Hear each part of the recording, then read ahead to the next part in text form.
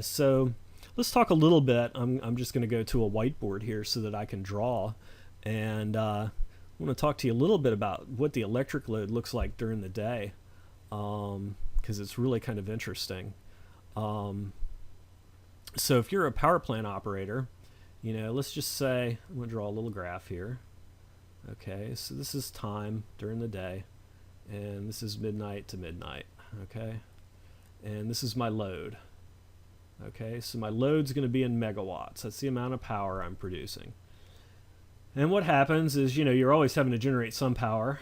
And so at midnight, people are going to sleep and it's cool outside. And then people wake up and they start turning on the lights and, firing up the microwave and the coffee pot. And your load goes up a little bit, and it goes up a little bit in the afternoon. And it's going to do this kind of thing. And then at night, it's going to go back down. People go to sleep and, it goes back down. So your load profile looks something like this. So this might be your load profile, say in the spring and the fall. It's not real hot outside. People aren't running their air conditioners a whole lot.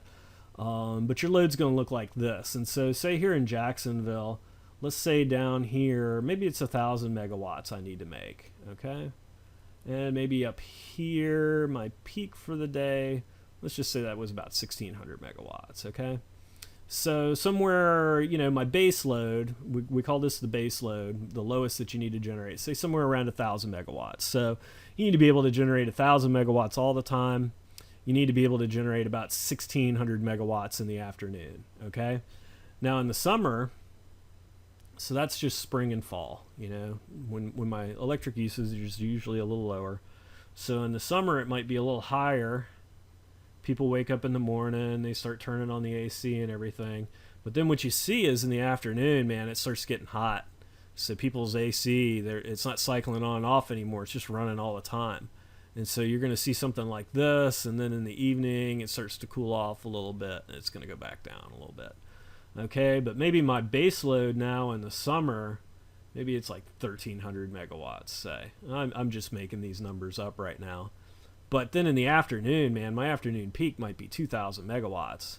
Okay, so all of a sudden I gotta make a whole lot more electricity here than I do here. Right? Now, this is just for Florida, and specifically, I live in Northeast Florida, so I'm going to talk a little bit about what I know here. Might be a little different down south, or it might be a little different in places where natural gas is available. What happens in the winter, though, here in Northeast Florida, is that people are running the heat at night. They wake up in the morning, and they go, man, the house is cold, and so they crank up their heat. And so what you see, and then in the afternoon, it's a little warmer in the afternoon and stuff, and people aren't quite as cold, and then maybe before they go to bed they turn the heat on again, and then they go to bed. Okay, so what we see in the summer or in the winter is that my peak right here might be 2,080 megawatts, right? So I know that here in Jacksonville where I live, that the system peak, the most they ever have to generate, and it's a good bit more than 2,000 megawatts here in Jacksonville, but let's just, for my example, I'm going to say, 2,080, right? So everybody starts their heat in the morning. They've all got electric heat, and because they wake up and they're cold, and so my peak is in the morning, and then it kind of tapers off because it gets warmer, and then maybe right before they go to bed, they go, oh man, it's cold, and they turn it back on for a little while. So, but your load profiles, they change over the course of the year, right? And the profile, of course, where the peak occurs changes over the course of the year. This is a winter peak here in Florida. This is a summer peak here in Florida when everybody's running their AC versus their heat.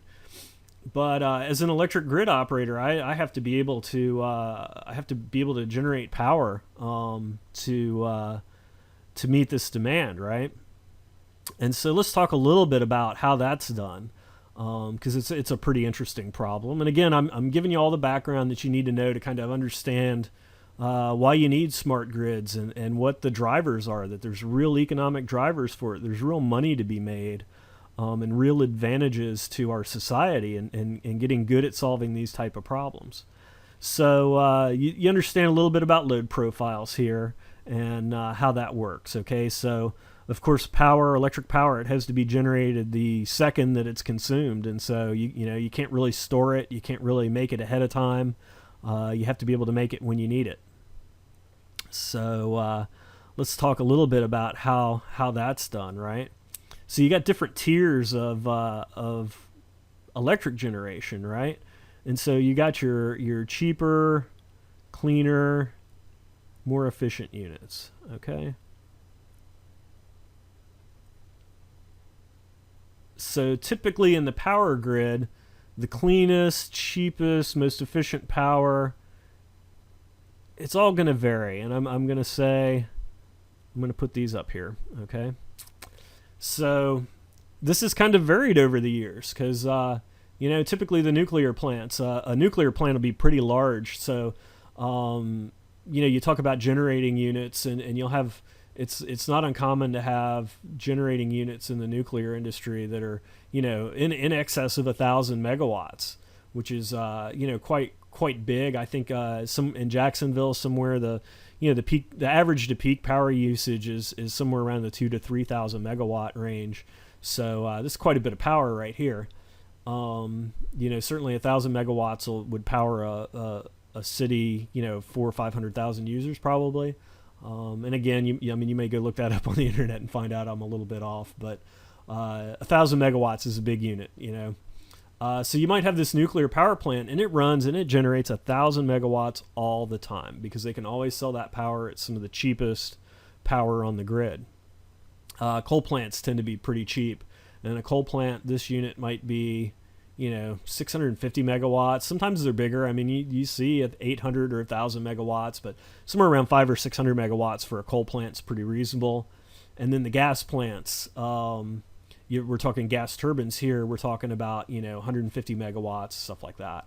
And we'll talk a little bit about gas turbines in a little while. But these days with shale gas and everything, gas plants are becoming some of the cheapest power in the grid. And so this is another interesting thing that happens in the power grid, is that let's say I go build a nuclear power plant, and I'm building this plant, and so I'm borrowing money, I'm floating a 30-year bond, say, on a nuclear power plant, and I'm going out and I'm floating a bond for a couple $1 billion. And I build this coal plant or a nuclear plant rather, or I might, borrow $1 billion and go build a coal plant. And again, I'm planning on paying that off over 30 years, or gas plants tend to be cheaper. But still in the hundreds of millions of dollars that I'm borrowing here to go build a nice gas plant, a nice combined cycle gas plant. And so you make these huge capital investments, based on the assumption you're going to be able to run these plants and collect money for them and basically pay the loans on them. And the coal prices and gas prices and all that stuff have been very volatile especially over the past few years. And so there's a lot of coal plants out there that people built figuring that the coal plant was going to be the cheapest thing around, and now the gas plants are undercutting them, and so the coal plants aren't running. That's another problem that grid operators face, and that's a non-trivial problem because these are huge costs. I mean, you might still owe $500 million on your coal plant, and then you find out you're not running it at 650 megawatts all the time. That at night maybe they're taking you down to 400 megawatts because they don't need the load for what you can sell the power for. So that's the thing. Those are the things that kind of happen. In general, newer plants tend to be cleaner and more efficient. Older plants tend to be a little dirtier and a little less efficient. So, in your fleet, you've got the clean, cheap, efficient ones, and those are the ones you try and run. And if we go back to my old example, I talked about the base load, which is the lowest load you want to have to, that you need to generate. And generally that load's generated by the base, the cheaper plants. Those are the ones you run all the time. So what happens though is in your fleet, you're going to have your newer, cleaner, cheaper, better plants, and then you're going to have, older. It's usually older technology, a little dirtier. These days, even the older plants, you've probably had to put back end equipment on it to clean them up, so they're not as dirty as they used to be, but they're not as clean as the newest stuff, and less efficient, right? So they're less efficient. And let me add something here: expensive fuel, right? Or more expensive fuel. Because here's another thing. So cheaper fuel. Here's the other thing: you go build this coal plant. Well, you might make a contract with a coal mine, and you tell this coal mine maybe they've got 20 years worth of coal, and so you say, okay, for the next 20 years, every month I'm going to buy so much coal from you, right? So you commit to a long-term contract, and they give you a pretty good price on the coal, and then you're locked in at that price. So in that case, you've tried to minimize some of your risk by locking in that price, but at the same time, when something like gas comes in and it's a little cheaper now, you've already committed to buying this coal. So maybe now you can't take advantage of the cheaper gas as much because you've got to buy this coal, you've got to buy it, and you've got to burn it. So, all things that go into the equation of operating an electric grid. We're going to talk about, so now, these are your base load, your base loaded plants. These are the ones that you do these are the ones you run all the time. And then these are what we call peakers. Okay. So these are the ones that you start up, when your load looks like this, and then you go like that, these are your base load. And so this part is provided by your cheaper, efficient cleaner. And then this delta right here is provided by stuff that you're starting up in the afternoons, or, you're running it really low load at night and then cranking up in the afternoon to provide this peak. And so what happens is that this ends up being your cheaper power to produce. This ends up being your more expensive power to produce. Okay. So, you have to price this into your price. And when you buy electricity from the electric company, let's say you buy electricity by the kilowatt hour, and these days, let's say in Florida, it's typical, say 12 to 14 cents per kilowatt hour that you're paying, right? Well, it might only cost like 4 cents up here to make it by the coal plant, right?